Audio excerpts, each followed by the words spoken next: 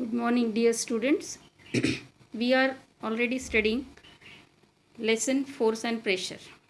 So, today we are going to start with the effects of force. So, first, when we are going to study the point, force can make a stationary object move or can change its position of rest. See here. When the book is lying on a table, you can move it by applying force, that is push or pull. Similarly, you apply force to push a chair, move a toy car, or move a bicycle. Right? You can see here a boy is pulling a toy, right? Then a girl is riding a bicycle, and one girl is pushing a chair. So here we can say that force can cause motion in a stationary body. But it is not necessary that a force always makes a stationary body move. For example, when you try to push the wall of your classroom, it will not move. You can see in the picture. Similarly, when you try to push a tree in your garden, it will not move. The reason is that the force applied by you is not sufficient to move the wall or a tree, right? Because wall is a fixed structure. If you will hammer it, it will break. If you will cut the tree, it will break. But as it is, the efforts by us to make it move is not possible, right? Even a goalkeeper, when applies force to stop a football and reduce its speed to 0. Okay, so when you kick a stationary football, you make it move. So this, when you pick up a glass of water, it also changes the position of rest. So these are the different examples. Okay, now let's see the next point. Force can change the speed of a moving body or a moving object.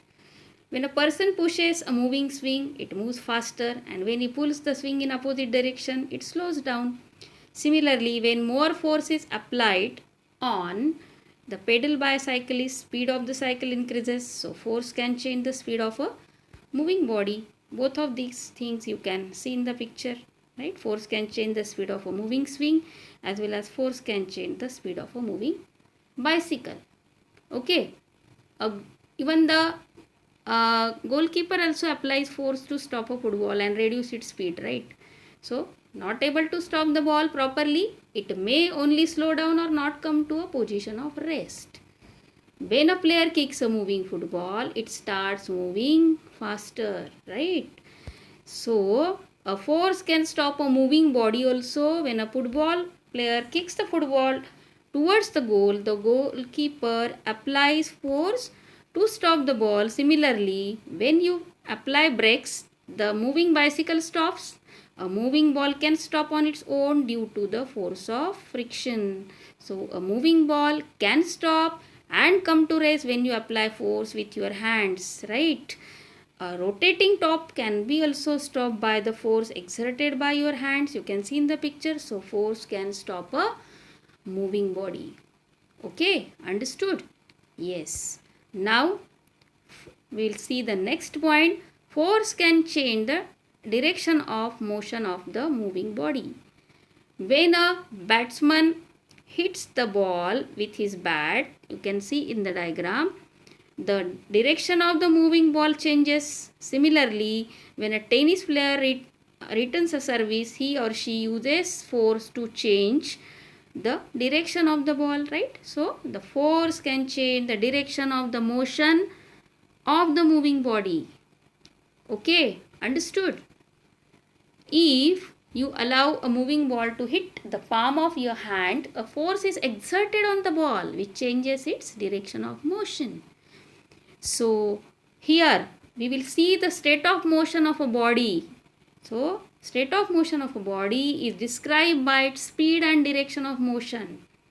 The state of motion of an object is at rest is the state of zero speed, where a body is said to be at rest if its position does not change with respect to fixed point in the surrounding. For example, a book lying on the table, a bench fixed in a park. Till you apply the force to pick up the book, it will not move from its initial position, right? Even a change in the speed of an object or its direction of motion or both is referred to as change in the state of motion. So a body is said to be in motion if its position continuously changes with respect to its surrounding as per change in time. A flying bird, so bird if sitting on the tree and if he start to fly, so it changes its position with respect to time, right? A boy playing football, football is in stationary position. When boy kicks the football, so position of football changes from one place to another place with respect to time. So therefore all these three effects of force which we have seen, so the force brings about a change in the state of motion of a body. However, a force may not always bring about a change in the state of motion of an object. For example, if you push a wall, there is no change in the state of motion of the wall, right? Yes. Now we will see the last point. Force can change the shape and size of a body.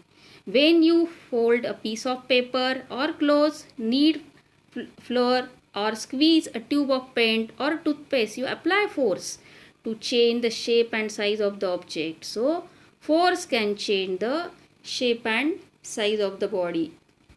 You can see in this picture, if you pull a rubber band, what happens? It becomes longer. So you can use the force of your hand to change the shape of even the inflated balloon. Okay, even you can pull a spring to increase its length and push it to reduce its length.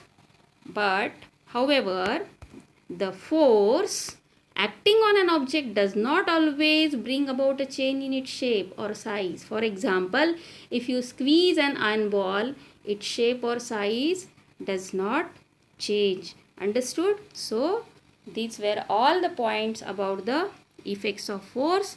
Now we will stop here. Have a nice day. Thank you, students.